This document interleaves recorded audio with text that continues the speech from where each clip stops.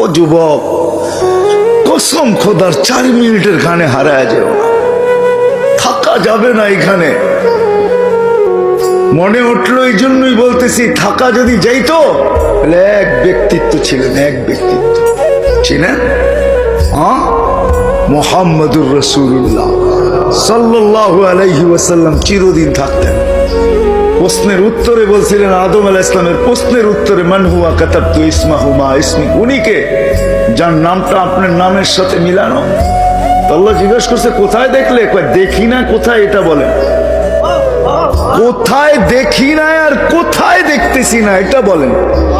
আপনি জিজ্ঞাসা করতেছেন কোথায় দেখছি?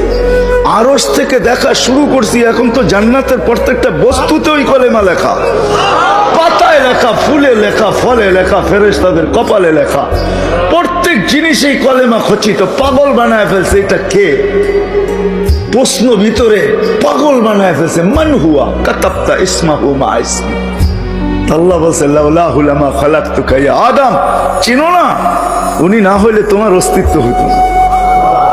উনি আমার বন্ধু, যার প্রচার শুরু করছেন আল্লাহ সমগ্র সৃষ্টির 1000 বছর আগের থেকে। 1000 বছর আগের থেকে প্রচার শুরু করছেন।